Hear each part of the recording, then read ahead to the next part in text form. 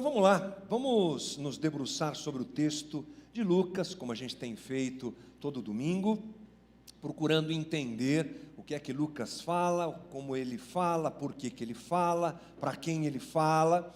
E obviamente Lucas retrata as falas de Jesus, não é? E é um evangelho fascinante. Obrigado.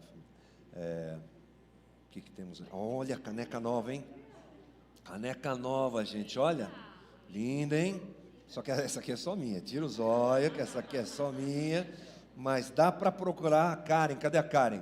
Levanta a mão. A Karen está lá atrás. Se você gostou da canequinha, ela vai resolver seu problema, tá bom? Procure a Karen aí. Então, voltando aqui à nossa conversa, a gente tem domingo a domingo tentado entender bem o que é que Jesus falou, o que foi registrado por Lucas, e a gente continua nessa caminhada. Jesus está se dirigindo para Jerusalém. Essa conversa toda é muito bem analisada por Lucas, muito bem construída por Lucas, e o desejo que a gente tem é que você, junto com a gente aqui, todos nós possamos aprender um pouco mais e conhecer a palavra que nos transforma, não é? O que Jesus disse, por que disse, para quem disse, como disse, isso é fundamental, vai formatando o nosso coração e a nossa mente, para a gente entender bem o Evangelho. Bom, essa é uma conversa que nós teremos hoje, que sempre requer uma passadinha lá para trás, para a gente se lembrar o que é que nós já falamos aqui. Por exemplo, semana passada a gente teve uma conversa bem interessante aqui sobre como administrar o nosso dinheiro, não é? Os bens que chegam na mão da gente nesse mundo caído. Foi uma conversa esclarecedora demais para mim. Pode ter certeza que a pessoa que mais foi alertada, edificada e foi de alguma maneira abençoada pela conversa que nós tivemos aqui, eu acho que eu estou na frente da fila, porque é uma parábola super difícil, não é, que nós conversamos aqui. E a gente percebe que Jesus fala a partir do capítulo 16, traz essa conversa, alertando os seus discípulos quanto ao perigo de Mamon. Mamon, que é o aspecto divino do dinheiro, né? A questão da deificação do dinheiro, é quando a gente vai lá e se dobra à força do dinheiro, e a nossa vida se move dentro dessa realidade. Jesus está falando com os seus discípulos e falando com os fariseus que ridicularizam Jesus. Semana passada eu acabei não falando isso por falta de tempo aqui, mas a palavra grega para essa frase lá no capítulo 16, versículo 16, não é uma palavra, é um ato de ridicularizar publicamente, tipo assim, levanta o nariz, sabe? Aquela pessoa que dá aquela esnobada, assim. No meu caso, se eu levantar muito, eu caio para trás, porque o nariz é grande. Mas eles ridicularizam Jesus, não é? Quanto àquilo que Jesus fala. E aí Jesus deixa muito claro que eles são homens corruptos que interpretam a lei do jeito que querem, manipulam a lei, o coração deles não está nisso e tudo mais. Essa é a construção que Lucas vem fazendo, gente. E é muito importante que a gente sempre leia o texto dentro dessa perspectiva, de onde a coisa vem. O que é que Jesus está falando aqui? Eu preciso saber o que ele vem falando antes, não é? Isso é fundamental. Então, a partir dessas informações, a gente entra agora numa história bem interessante. Lucas 16, 19, que diz o seguinte: ora, havia certo homem rico que se vestia de púrpura e de linho finíssimo e que se alegrava todos os dias com grande ostentação. Havia também certo mendigo chamado Lázaro, coberto de feridas, que ficava deitado à porta da casa do rico. Este desejava alimentar-se das migalhas que caíam da mesa do rico, e até os cães vinham lamber-lhe as feridas. E aconteceu que o mendigo morreu e foi levado pelos anjos para junto de Abraão. Morreu também o rico e foi sepultado.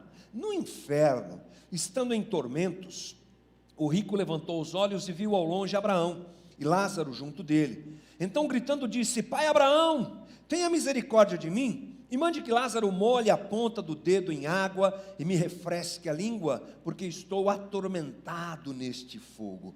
Mas Abraão disse: Filho, lembre-se que você recebeu os seus bens durante a sua vida, enquanto Lázaro só teve males. Agora, porém, ele está consolado aqui, enquanto você está em tormento.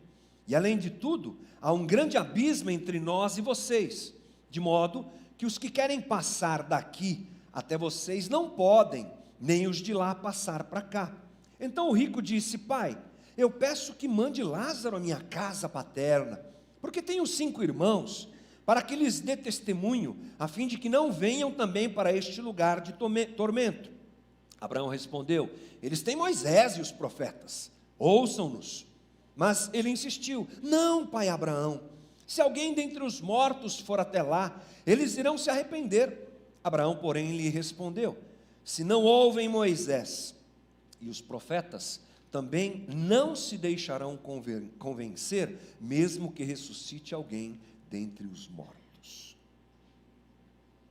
Uma história interessantíssima, que deve ser percebida, compreendida e analisada à luz de tudo que Jesus vem falando. Primeira coisa, essa não é uma parábola criada por Jesus.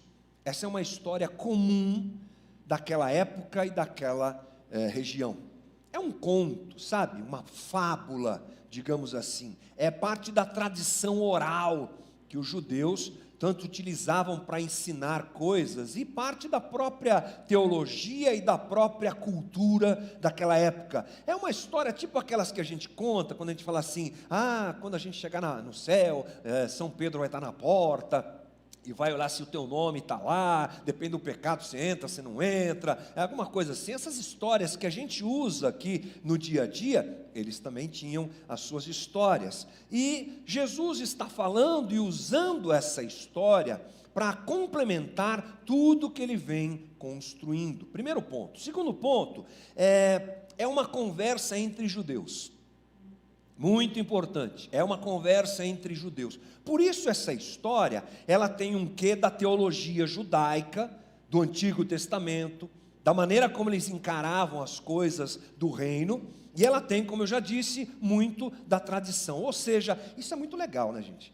Jesus usando a cultura da época, Jesus usando os contos e fábulas da época para explicar o reino de Deus e finalizar uma conversa como essa, que é tão importante.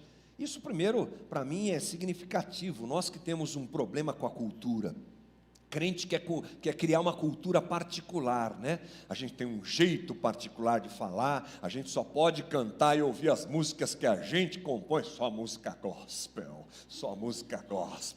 não é? É interessante essa coisa que a gente foge da produção cultural que nos cerca. É uma grande bobagem.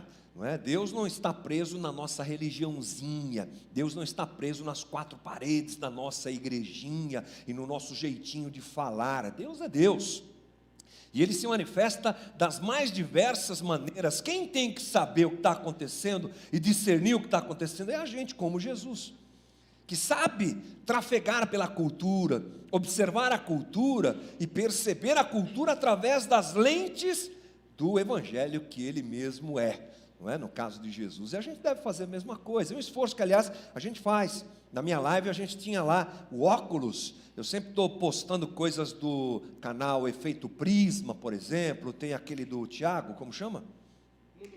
Mundo Cópia. São coisas que estão aí na internet, que ajudam a gente a olhar para fora da parede da nossa religiãozinha, falar: olha que legal, aquilo ali tem a ver, ou aquilo ali não tem nada a ver. Mas enfim, eu acho que vale a pena a gente começar a leitura desse texto a partir disso.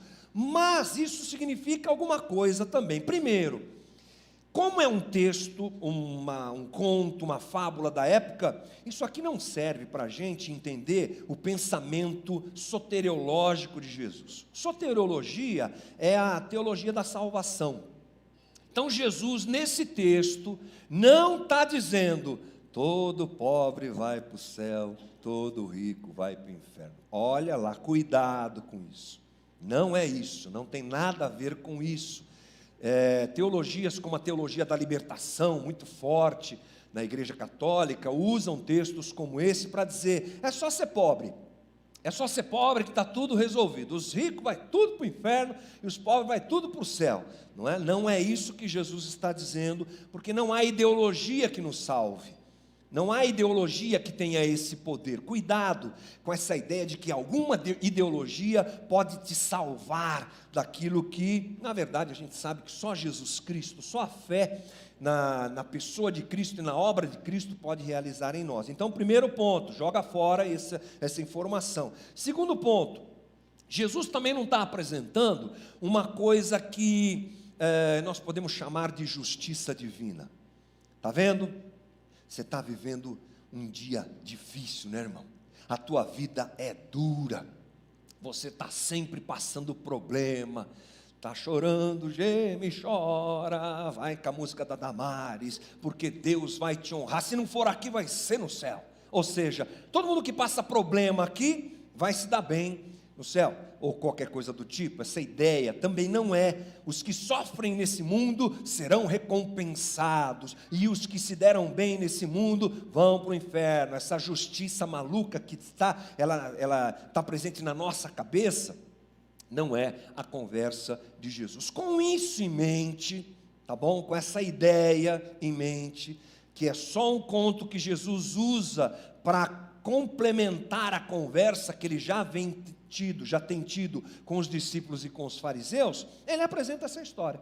Uma história tipo assim, duas pessoas, um servia a Deus e outro servia a Mamon. Esse é o tema dessa conversa. Essa é a ideia de Jesus. Vou falar sobre dois caras aqui. Um adora o dinheiro que tem, o outro não, o outro adora a Deus. E ele usa essa caminhada aqui para nos explicar melhor isso. Então, eu vou me debruçar trecho a trecho dessa conversa, porque é muito importante que a gente faça isso, pelo menos eu penso. Então vamos lá, versículo 19 diz assim: ora havia certo homem rico, que se vestia de púrpura e de linho finíssimo, e que se alegrava todos os dias com grande ostentação. Esse é um cara rico. Essa aqui é uma descrição de alguém rico. Vamos lá? A roupa que ele vestia era de púrpura, que era uma coisa caríssima, roupa muito boa mesmo. Era um cara extravagante.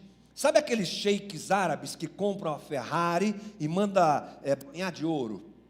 Já viu essas histórias aí na internet? Não, tá fácil, tem vários lá naquele lado do Oriente. Então é o cara que quer dizer assim: eu sou rico, olha a minha Ferrari banhada a ouro. Era o que esse cara fazia. As roupas dele demonstravam isso. E mais, ele usava linho fino, tipo algodão egípcio, cuequinha de marca, gente. As cuequinhas dele eram das melhores, né? Até a roupa de baixo, digamos assim, era a mais fina. E o texto diz que ele se banqueteava.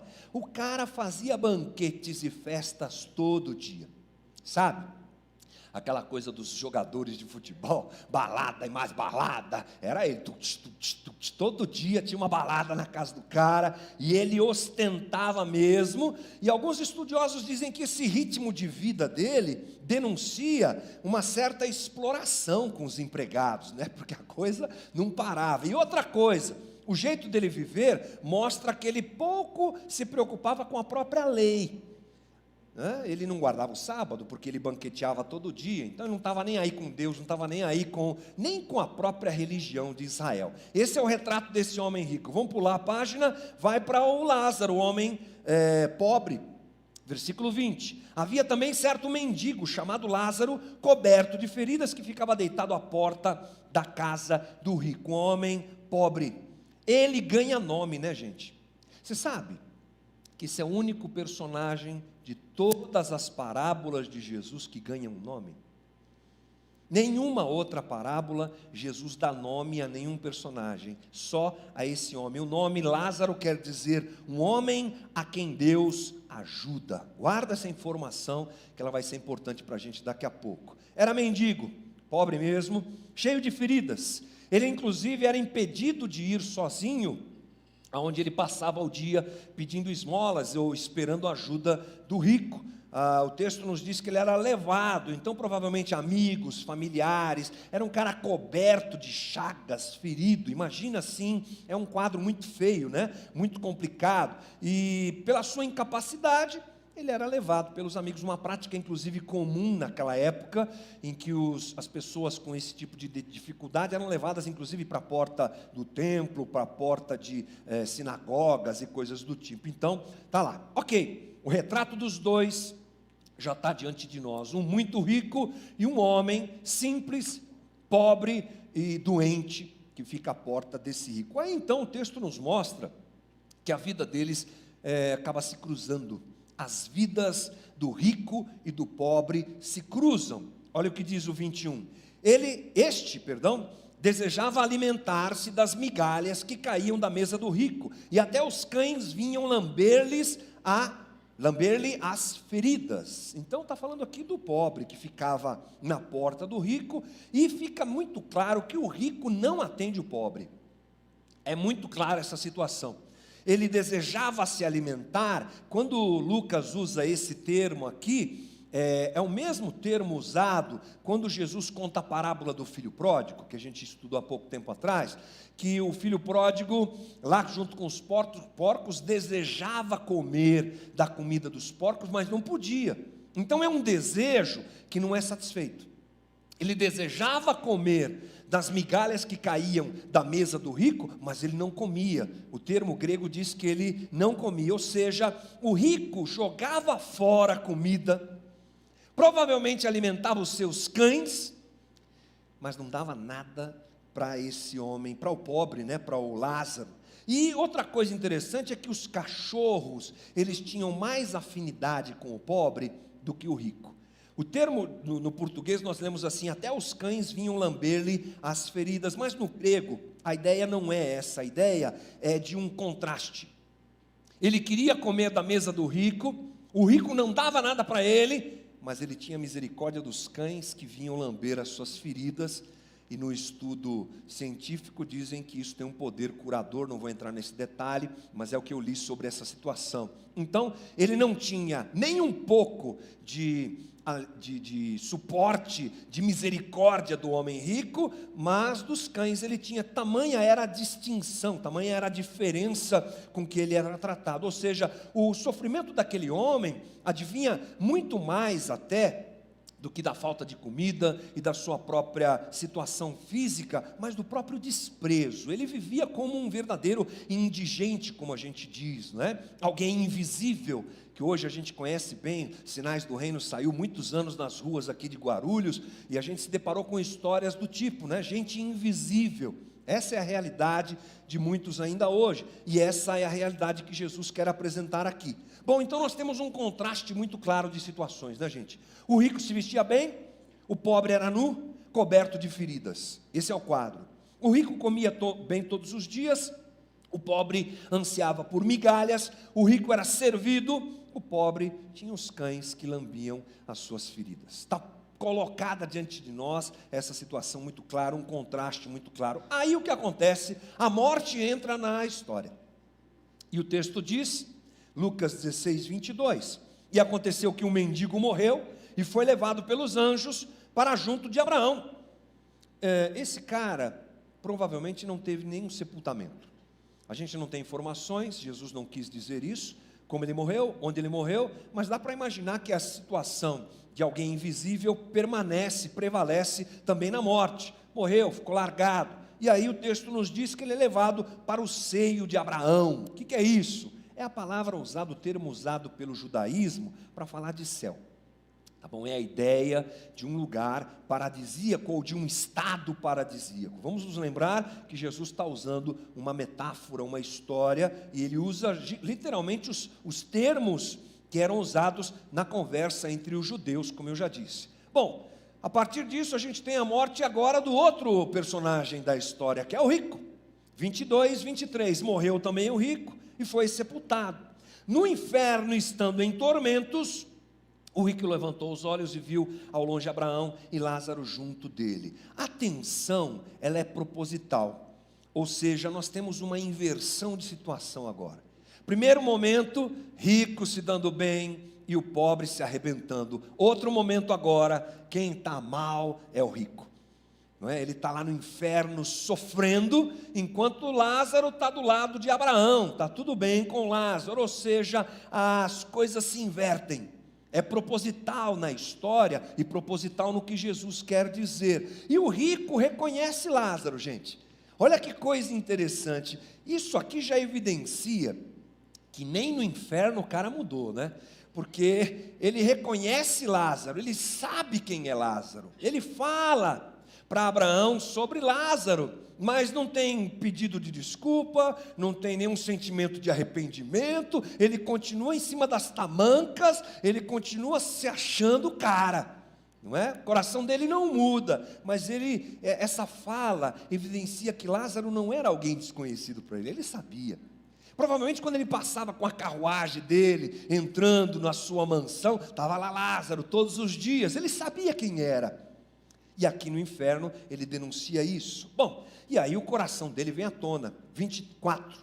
Então gritando disse: Pai Abraão, tenha misericórdia de mim, e mande que Lázaro molhe a ponta do dedo em água e me refresque a língua, porque estou atormentado neste fogo. Essa fala aqui, ela coloca para fora mais ainda o que estava no coração daquele homem. Primeiro, ele evoca a sua linhagem judaica.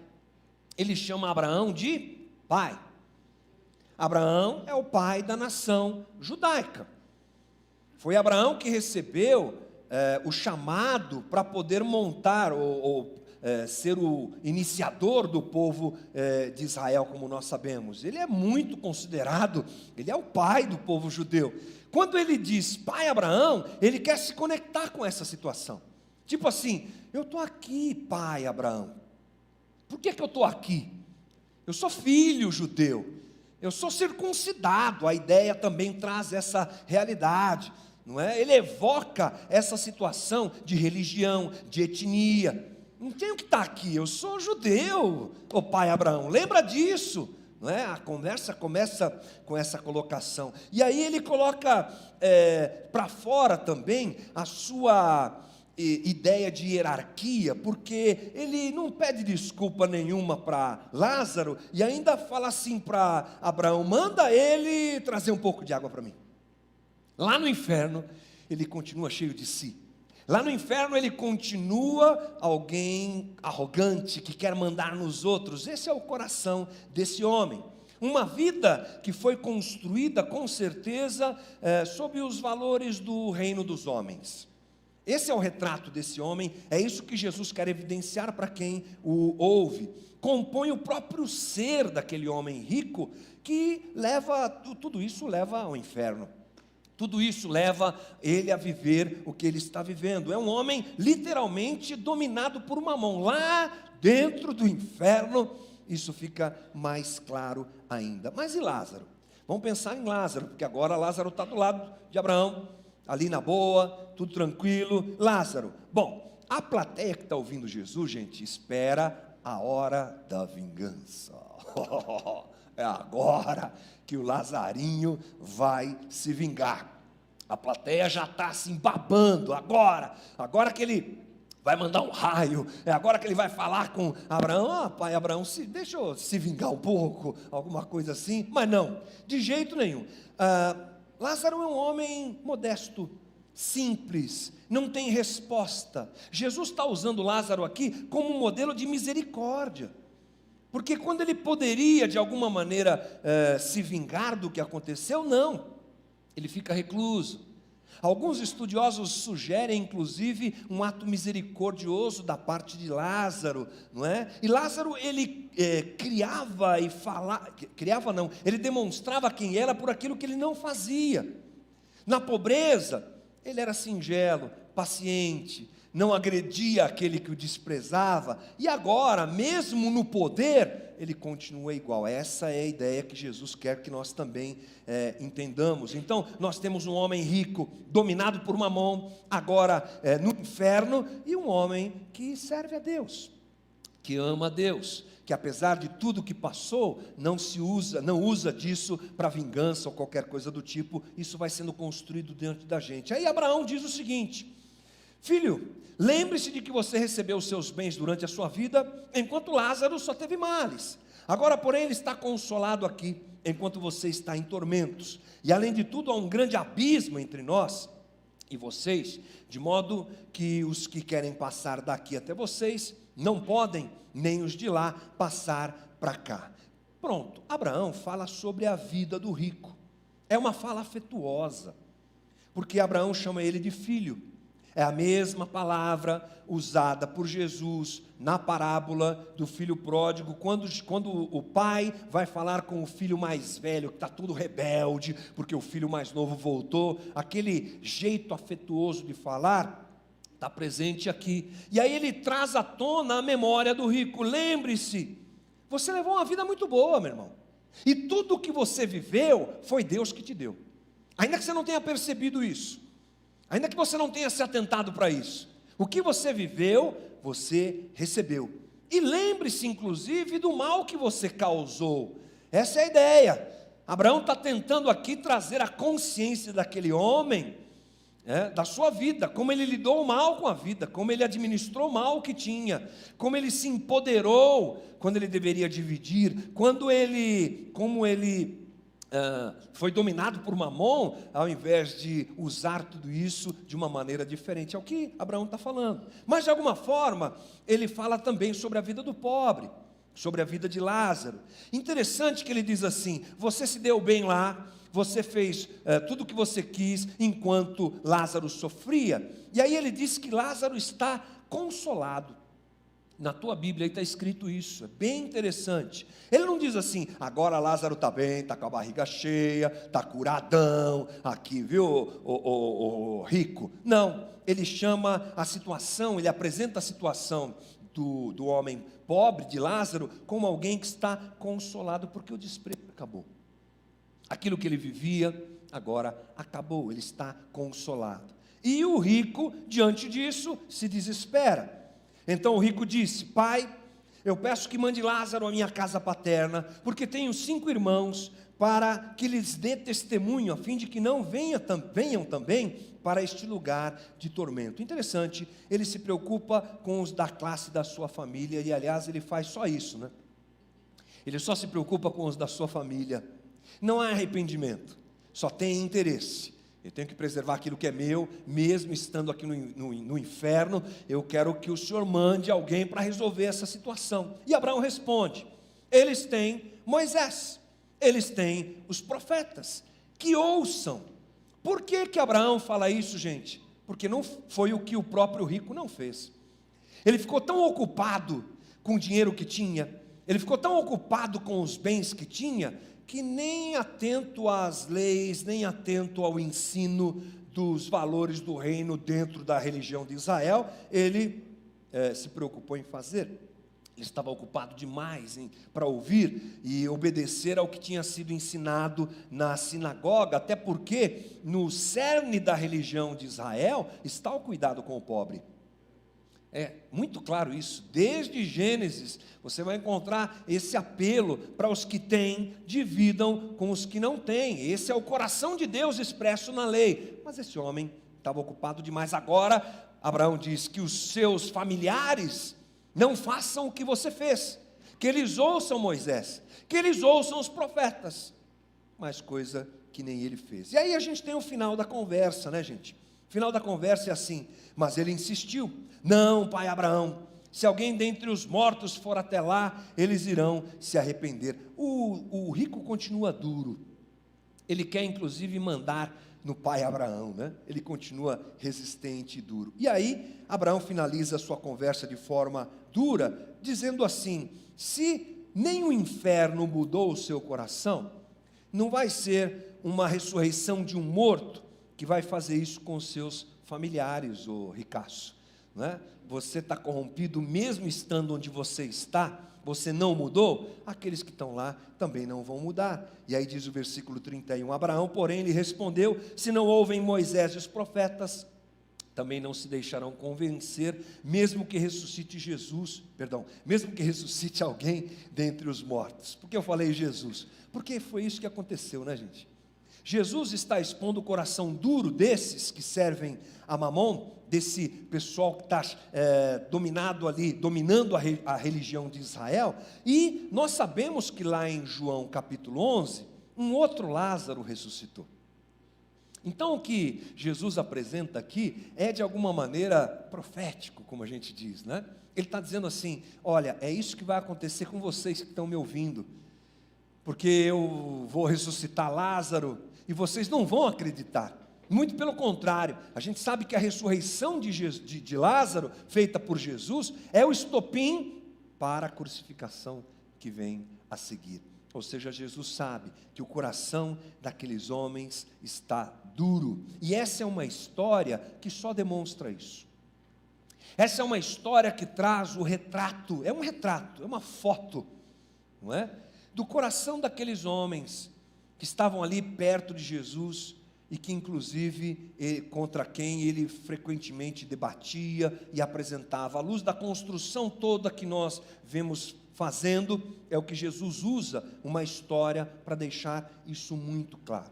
Mas há algumas coisas que eu quero usar aqui para a gente finalizar de uma forma legal essa conversa, que a gente pode tirar desse texto e trazer para nós. Sendo ele uma fala de Jesus, Jesus usa algo da cultura para nos ensinar valores para a nossa espiritualidade, corrigir o coração daqueles que estavam ouvindo a Ele e a nós também, é claro. Então a primeira coisa que Jesus deixa claro nessa história, gente, que fica muito ajustado com o que Ele vem falando, é que o reino de Deus é inverso ao reino dos homens, naquilo que se considera precioso. Jesus está falando com gente apegada às coisas preciosas no reino dos homens.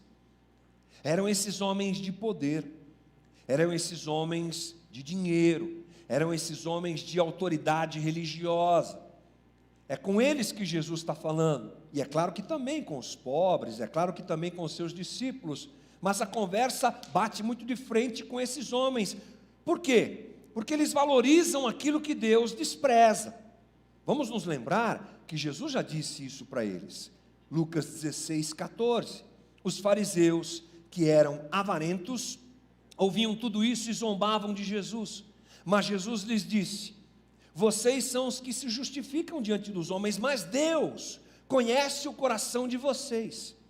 Pois aquilo que é elevado entre os homens é abominação diante de Deus. Ou seja, Jesus está mais uma vez expondo esse mundo invertido, esse mundo inverso, que é o reino de Deus. O Zuckerberg está criando o metaverso. Jesus já criou o mundo inverso há muito tempo, não é? O reino que não tem nada a ver com o que dirige a vida nesse mundo em que vivemos. É um contraste entre reino dos homens e reino de Deus. Vou lembrar você, qual o nome do homem pobre? Lázaro. O que é que significa Lázaro?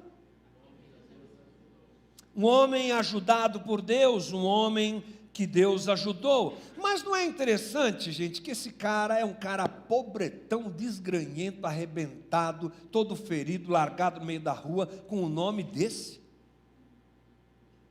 Se fosse uma análise mais contemporânea, à luz do evangelho, entre aspas, que a gente ouve hoje, esse cara não tem nada de ajudado por Deus.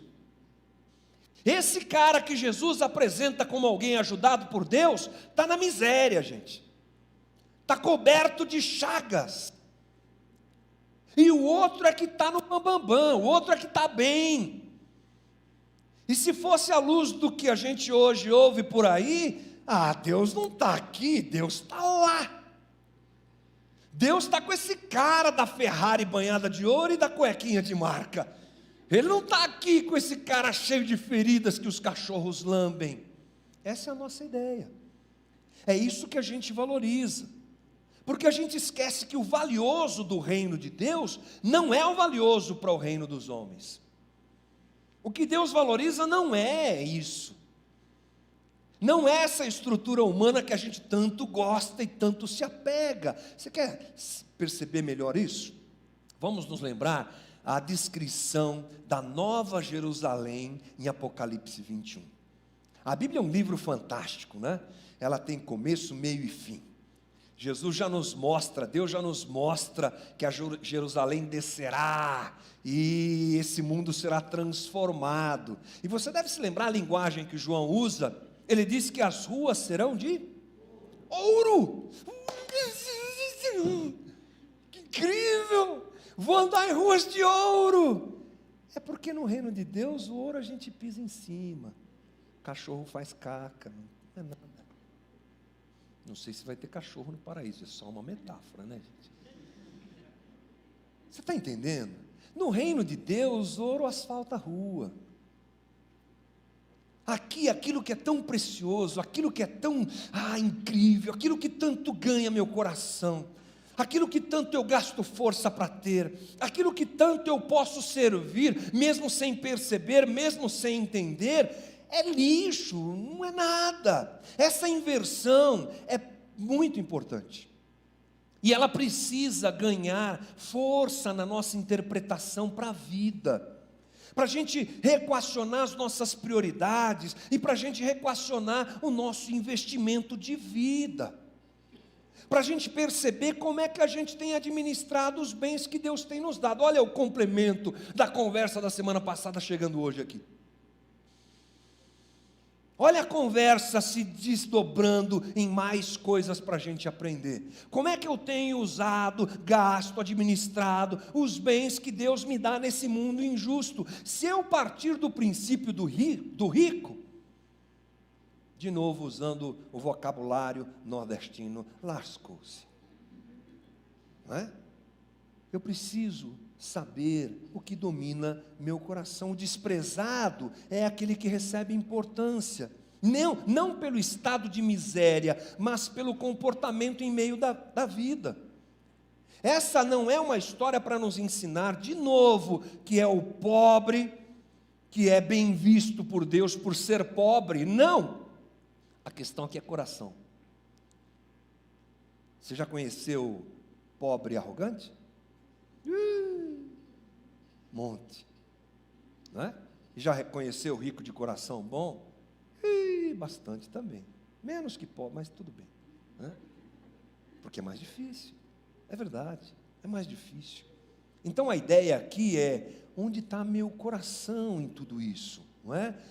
Jesus está confirmando que o caminho ao céu não é étnico, e nem é o estado em que vivemos aqui, mas é a transformação do coração, é a prioridade que eu dou às coisas que me cercam, e é esse reino dos homens que eu estou inserido aqui, com quem eu convivo, como eu convivo, e aí por diante. A segunda coisa, Jesus chama a atenção nessa história sobre as certezas erradas da religião. Isso aqui, gente, é o retrato de um céu judaico. Falei para você no começo da conversa. Um filho de Abraão, que chega até o céu por ser filho de Abraão.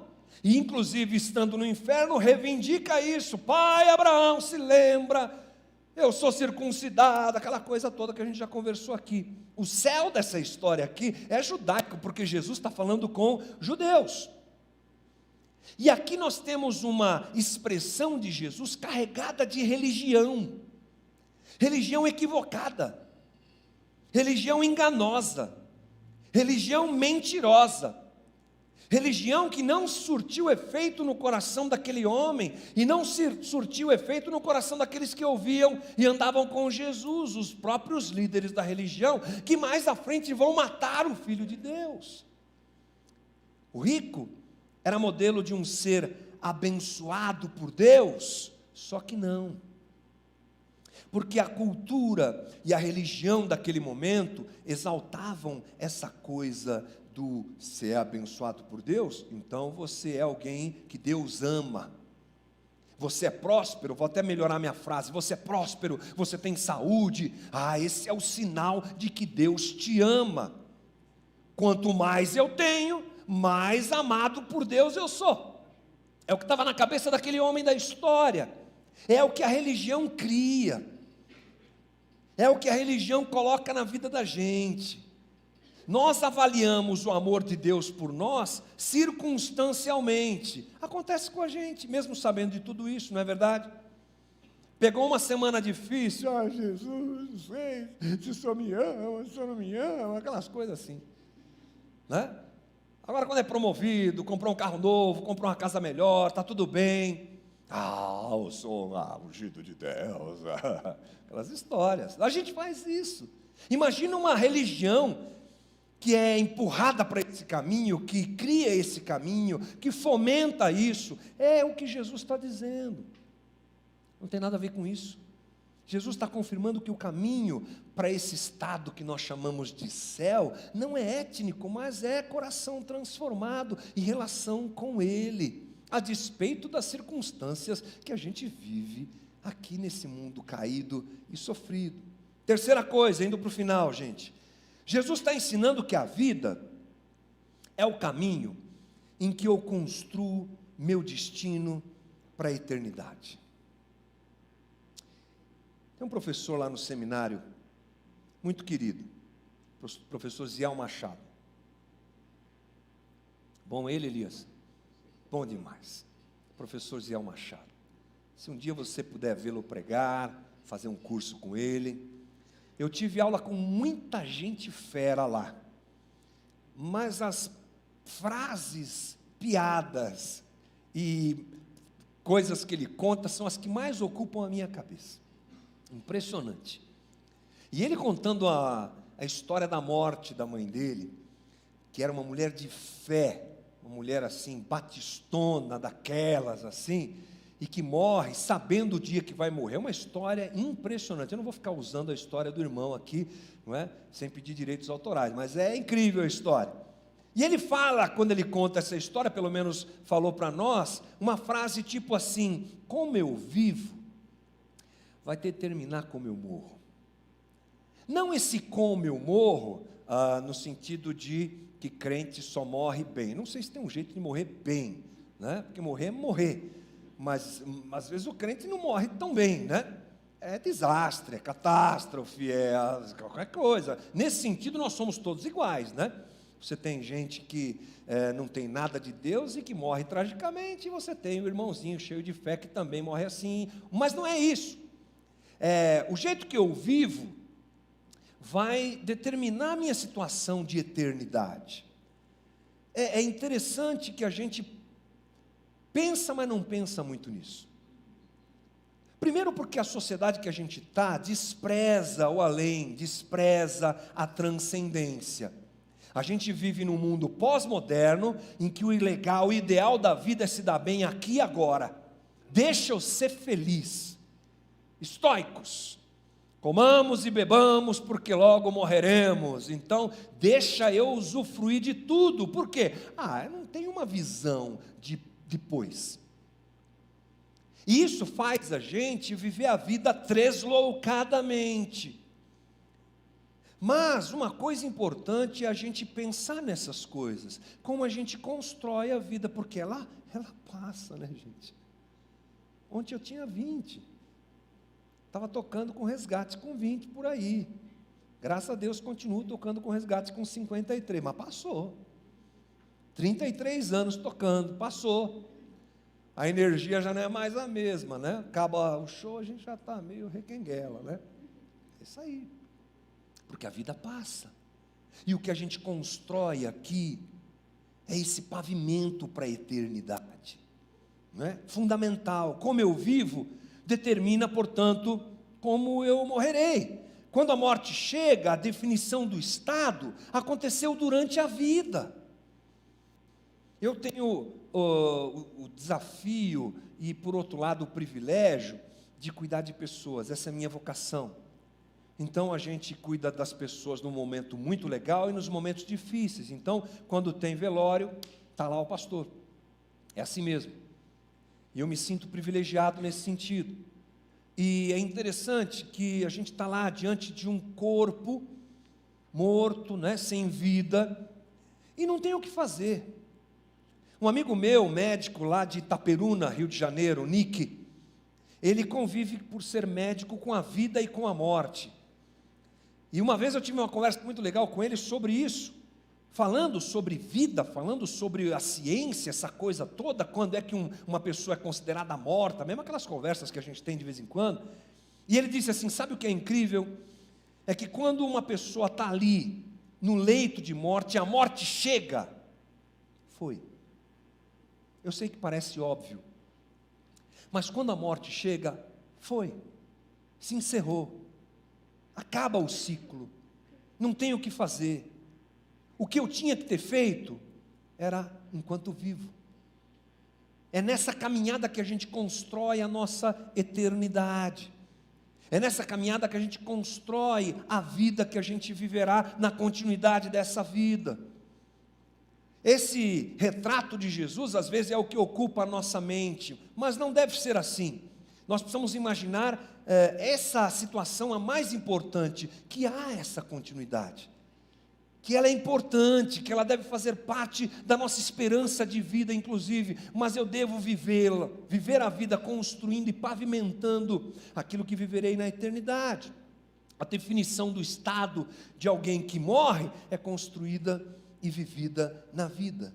Os que se convertem a Jesus Cristo e têm o prazer e a alegria de conviver com Ele já nesse momento, que bênção! Vai caminhando, vai construindo a sua caminhada com Jesus e se preparando.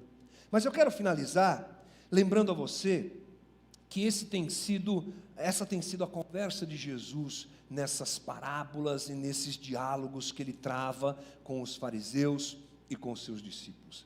E a minha expectativa é que essas coisas comecem a tomar conta do coração da comunidade, do meu coração, do teu coração.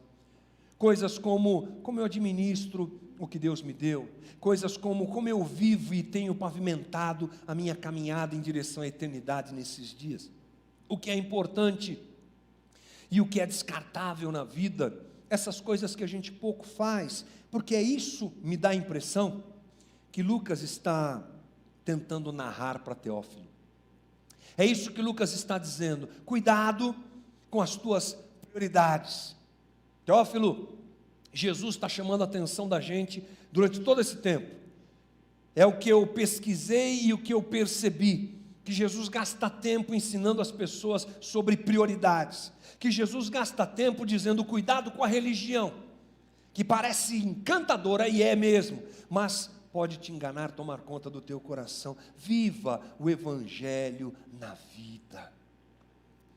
São as coisas que vêm ao meu coração quando uma história como essa é por nós analisada e percebida dessa maneira. Irmão, esse tipo de conversa tem como objetivo ajustar a nossa caminhada. Então de nada vai valer se a gente vem aqui e se a gente se coloca de uma maneira religiosa, uma vez por semana, numa reunião como essa. E tem sido incrível estar aqui com vocês todo domingo. A gente tem vivido momentos muito gostosos de edificação com o que acontece aqui nas nossas reuniões, e eu sou feliz por isso. Mas a minha grande preocupação é o quanto isso tem sido proveitoso para a tua vida. O quanto você sai daqui pensando nisso.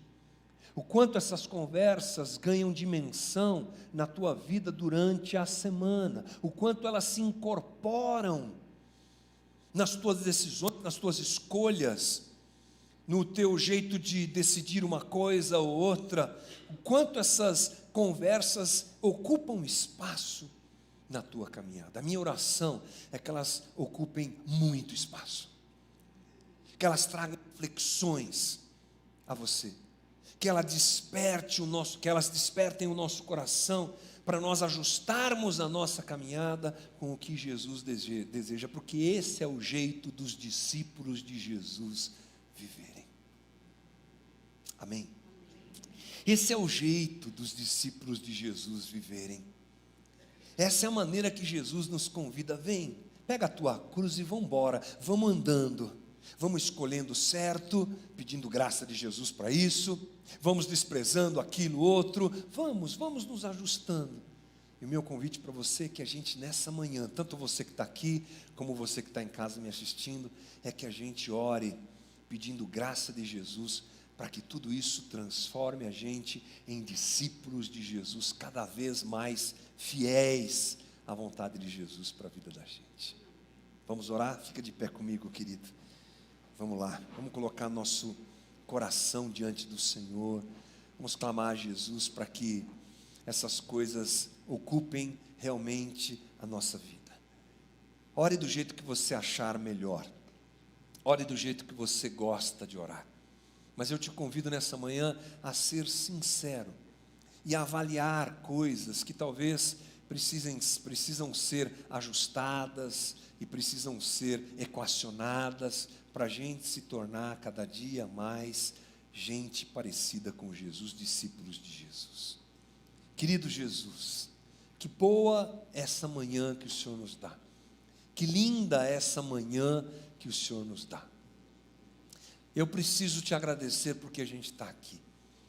Essa tem sido uma reunião muito importante para a gente. A gente tem ouvido coisas muito importantes, Jesus. Tu sabes do meu esforço, do meu desejo de fazer a comunidade compreender todas essas coisas. E eu sei da minha incapacidade, Senhor. Eu sei que eu não consigo fazer isso como deveria.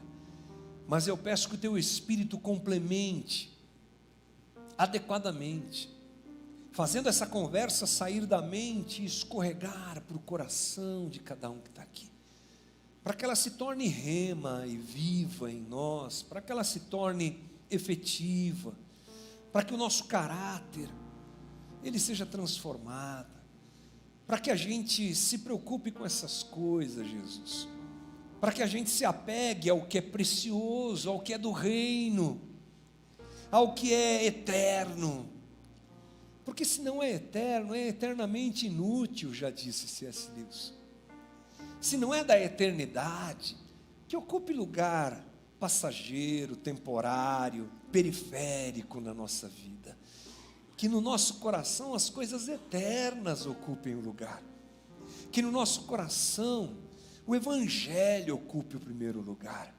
Eu sei, Jesus, que nós somos bombardeados ou pela religião enganosa, ou pelos valores enganosos dessa sociedade que nos cerca, e a gente tem dificuldade, Jesus. É um marketing tão grande que quer roubar nosso coração, é um modelo de vida mentiroso que quer ocupar o nosso coração. Tem misericórdia da gente, Jesus, tem misericórdia de nós, dá-nos força, dá-nos graça, dá-nos condições de vivermos o Evangelho simples de Jesus em toda a extensão da nossa vida, em tudo que fizermos. Brilhe, Jesus, em tudo que escolhermos. Coloquemos Jesus como aquele que, te coloquemos Jesus como aquele que vai nos ajudar a escolher corretamente, olhando para as prioridades que o Senhor dá e nos ensina a ter também, Jesus. Ajuda-nos, dá-nos graça, ilumina a nossa caminhada. A gente tem uma vida tão curta, Senhor, uma vida tão breve, Jesus, uma vida tão rápida, uma vida tão frágil, como uma fumaça, diz Isaías, como algo que passa de uma hora para outra, Senhor. A gente sabe disso.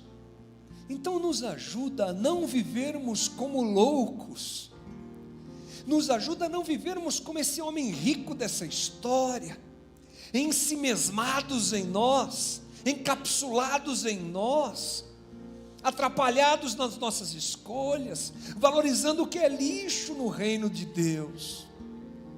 Ajuda-nos, Jesus, ajuda-nos a olhar para o outro, que a dor do outro seja o nosso solo sagrado de trabalho, que o bem que o Senhor tem nos dado, o Senhor tem sido tão bom com a gente, Jesus, o Senhor tem nos dado, depois de uma pandemia como essa que a gente viveu, Eu ouço nos corredores da comunidade, Jesus, o Senhor tem aberto portas, dado graças. Tem sido assim na minha casa, tem sido assim na casa de tantos, Jesus. Tem misericórdia. Quando a gente dobra os joelhos diante de Mamon, faz a gente administrar tudo que o Senhor tem nos dado da maneira correta.